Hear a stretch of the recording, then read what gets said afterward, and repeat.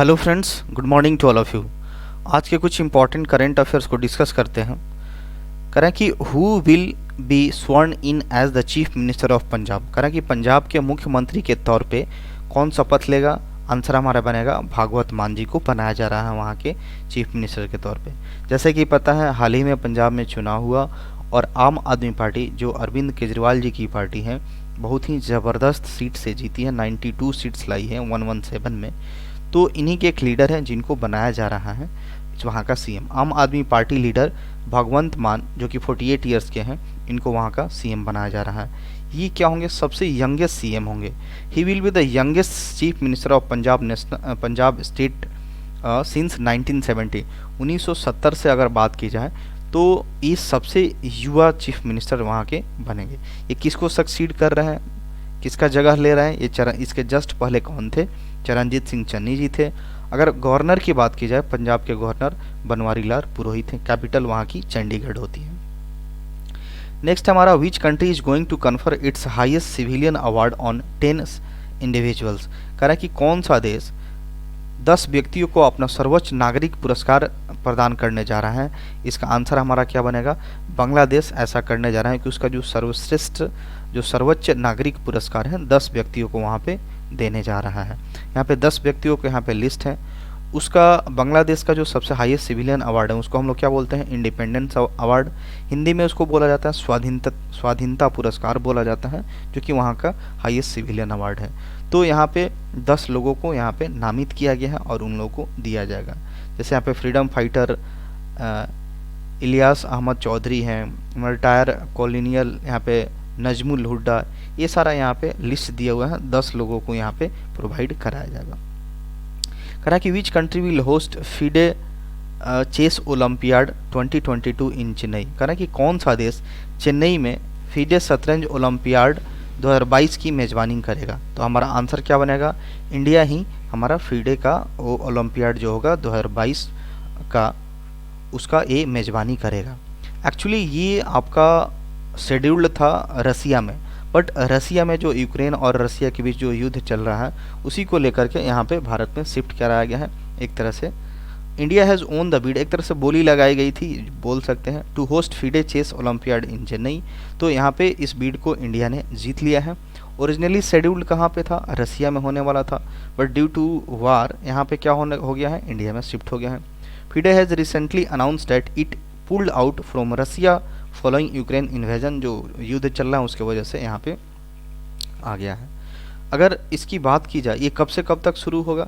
26 जुलाई से लेकर के 8 अगस्त तक ये आपका चलेगा।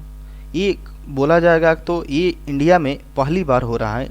It is first time that India is hosting FIDE chess olympiad since it inception in 1924। जब से इस फीडे की शुरुआत हुई है तब से इंडिया में पहली बार ये फीडे चैंपियनशिप होने जा रहा है, फीडे चेस ओलंपियाड होने जा रहा है। अगर इसके हेडक्वार्टर की बात करें फीडे, इसका लॉस एंजल्स में मिलता है जो कि स्विट्जरलैंड में है। इसका फाउंडेशन की बात करें तो 20 जुलाई 1924 को हुआ था।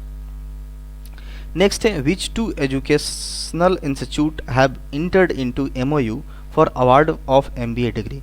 एमबीए डिग्री प्रदान करने के लिए किन 2 शैक्षणिक संस्थानों ने समझौता ज्ञापन में प्रवेश किया है? आंसर हमारा क्या बनेगा? AJNIFM और JNU। तो यहाँ पे 2 ऐसी संस्थान है जिसका नाम क्या है? Arun Jaitley national institute of financial management, इसको AJNIFM बोलते हैं।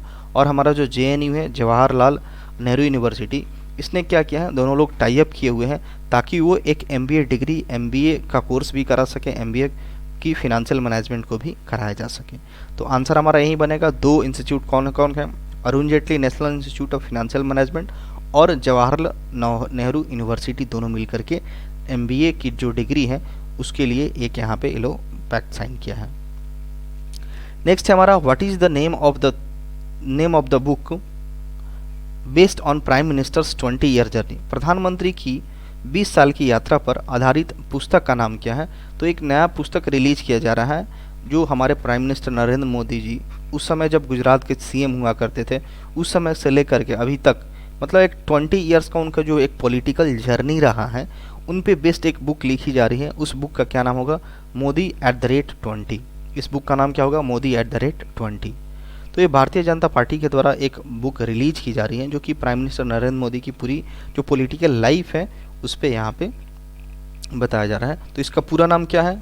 Modi @20 dreams meet delivery. इस बुक का पूरा टाइटल का नेम होगा मोदी @20 ड्रीम्स मीट डिलीवरी। तो इसमें पूरा जिक्र किया गया है कि जब वो सीएम गुजरात के सीएम थे और प्राइम मिनिस्टर बनने तक का सफ़र और उनकी पास्ट 20 ईयर्स की जर्नी कैसी रही है उसी को बताने के लिए यहाँ पे बुक रिलीज किया जाएगा। नेक्स्ट है हमारा hydrogen based advance fuel cell electric vehicle inaugurated. ये जो हाइड्रोजन से चलने वाली जो इलेक्ट्रिक व्हीकल है उसका शुरुआत किया गया है। ये सबसे पहले जानते हैं कि शुरुआत किसके द्वारा किया गया है, इसका इनॉग्रेशन कौन किया है? हमारे जो road and transport minister Nitin Gadkari ji हैं उनके द्वारा किया गया है। एक पायलट प्रोजेक्ट है hydrogen based advance fuel electric vehicle के लिए। ये सबसे पहले लॉन्च किसके द्वारा किया गया? टोयोटा किर्लोस्कर जो मोटर प्राइवेट लिमिटेड है उसके द्वारा ये किया गया है। तो एक हाइड्रोजन जो हमारा एक फ्यूचर के लिए काफ़ी अच्छा एक फ्यूल का सोर्स हो सकता है, तो इन सारी चीज़ों को बढ़ावा देने के लिए ये अभी से ही किया जा रहा है। तो hydrogen based fuel cell electric vehicle किसके द्वारा इनॉग्रेट किया गया है? नितिन गडकरी के द्वारा। कौन सी कंपनी ने ऐसा पहली बार किया? टोयोटा किर्लोस्कर प्राइवेट लिमिटेड के द्वारा किया गया है। तो इसमें क्या होगा? लोगों के प्रति लोगों को अवेयरनेस फैलाने के लिए कि वो क्या हाइड्रोजन की तरफ शिफ्ट हो सकते हैं या हाइड्रोजन फ्यूल भी का यूज किया जा सकता है, इन सारी चीज़ों को लेकर के ये किया गया है। नेक्स्ट है हमारा former Andhra Pradesh governor MS Kumudben Joshi, Mrs Kumudben Joshi का निधन हो गया है, जो कि पहले क्या थी? आंध्र प्रदेश की फॉर्मर गवर्नर हुआ करती थी। इनका 88 साल के एज में इनका निधन हुआ है। वो कब से कब तक रही थी आंध्र प्रदेश की गवर्नर? कब से? 26 नवंबर 1985 से लेकर के 7 फरवरी 1990 तक ये आंध्र प्रदेश की गवर्नर रह चुकी थी। ये दूसरी महिला गवर्नर थी, second female governor of the state after Sharda Mukherjee. इसके पहले फीमेल गवर्नर फर्स्ट थी, सेकंड पे ये कुमुदबेन जोशी जी बनी थी। ये राज्यसभा की मेंबर भी थी और ये deputy minister of information and broadcasting भी रह चुकी थी और deputy minister of health and family welfare भी रह चुकी थी। नेक्स्ट है हमारा India's first digital water bank aquarium launch in Bengaluru. India का पहला डिजिटल वाटर बैंक जिसका नाम क्या होगा? एक्वेरियम, जो कि कहाँ लॉन्च किया गया है? बेंगलुरु में लॉन्च किया गया है। बेसिकली ये वाटर मैनेजमेंट को एक प्रमोट करेगा। ये जो इसका लक्ष्य क्या है कि at the better water management, जो भी जल को लेकर के समस्याएं हैं या फिर उसको कैसे टैकल किया कैसे एड्रेस किया जा सकता है, इन सारी चीज़ों को लेकर के एक डिजिटल वाटर बैंक बनाया गया है जिसका नाम एक्वेरियम है। कहाँ पे लॉन्च हुआ है? ये बेंगलुरु में लॉन्च हुआ है। नेक्स्ट है हमारा WWE लेजेंड रेजो रेमन, इनका निधन हो गया है। तो ये काफ़ी वर्ल्ड चैंपियन रह चुके हैं रेजो रेमन, जो WWE रेसलिंग होता है उसमें ये खेलते थे। इनका 63 ईयर्स की एज में निधन हो गया, हार्ट अटैक से बताया जा रहा है। हार्ट अटैक की वजह से इनका निधन हो गया है। तो इन्होंने अपनी करियर की शुरुआत 1992 में करी थी और ये 4 बार ही went on to become the 4 time WWE international championship. ये 4 बार ये WWE के चैंपियनशिप रह चुके हैं। इनका नाम क्या होगा? रेजो रेमन, जो कि हाल ही में इनका निधन हो गया। WWE लेजेंड है रेसलिंग फील्ड में। नेक्स्ट है Delhi government launches my EV portal for registering and purchasing autos. जो दिल्ली की सरकार है उसने क्या किया? एक पोर्टल लॉन्च किया है जिसका नाम क्या है? माई EV इलेक्ट्रिक व्हीकल जिसको बोलते हैं पोर्टल, जिसपे आप रजिस्टर कर सकते हैं। एक ऑनलाइन पोर्टल है जिसपे आप रजिस्टर करके ऑटो खरीद सकते हैं। इसमें सबसे बेस्ट पार्ट क्या है? सरकार आपको 5% का एक तरह से सहायता राशि प्रदान करेगी। तो इससे क्या होगा? लोगों में एक इलेक्ट्रिक व्हीकल खरीदने के प्रति जागरूकता बढ़ेगी और हमारा पोल्यूशंस भी कम हो जाएगा। तो बेसिकली हमको ये याद रखना, माई इलेक्ट्रिक व्हीकल कहाँ की सरकार ने लॉन्च किया है? ऑटो को ऑटो को खरीदने के लिए तो दिल्ली की सरकार ने ऐसा किया है। नेक्स्ट है Shubman Gill and Ruturaj Gaikwad named as brand ambassador of My 11 Circle. जो माई 11 सर्कल है उसके ब्रांड एम्बेसडर के तौर पे शुभमन गिल और ऋतुराज गायकवाड़, ये दोनों क्रिकेटर हैं इंडियन टीम के, इनको बना दिया गया है ब्रांड एम्बेसडर। कह रहे हैं कि Oscar 2022 India's writing with fire nominated in the best documentary feature film. Oscar 2022 में इंडिया की तरफ से एक नॉमिनेट हुआ है डॉक्यूमेंट्री मूवी जिसका नाम क्या है? Writing with fire.